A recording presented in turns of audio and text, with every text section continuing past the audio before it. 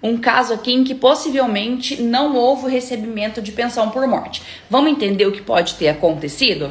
Eu sou Priscila Schulz, advogada especialista em direito previdenciário, e vamos pensar um pouquinho no que aconteceu.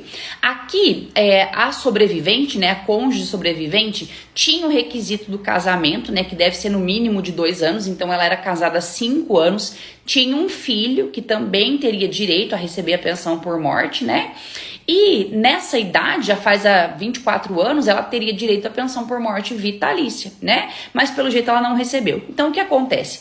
Além desses requisitos de ter esposa, ter filho, ser casado, o segurado, para ter direito, para gerar, né, na verdade, direito, porque ele deixa para os seus dependentes, a pensão por morte, ele tem que ter no mínimo 18 contribuições, ter qualidade de segurado quando ele morreu, ou seja, estar contribuindo ou estar no período de graça sem contribuir, né? E então ele tem que ser um filiado da Previdência Social.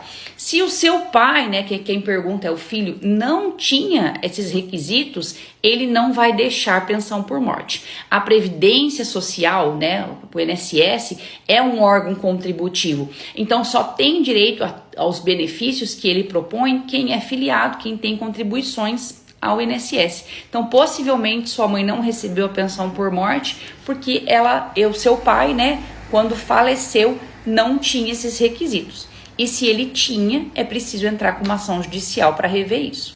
Um caso aqui em que possivelmente não houve o recebimento de pensão por morte. Vamos entender o que pode ter acontecido?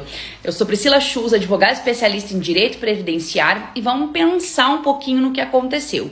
Aqui, a sobrevivente, né, a cônjuge sobrevivente, tinha o requisito do casamento, né, que deve ser no mínimo de 2 anos, então ela era casada há 5 anos, tinha um filho que também teria direito a receber a pensão por morte, né? E nessa idade, já faz 24 anos, ela teria direito à pensão por morte vitalícia, né? Mas pelo jeito ela não recebeu. Então o que acontece?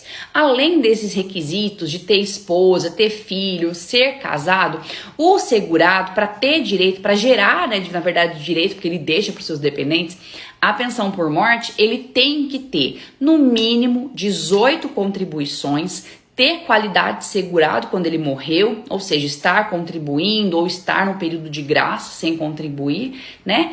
E então ele tem que ser um filiado da Previdência Social.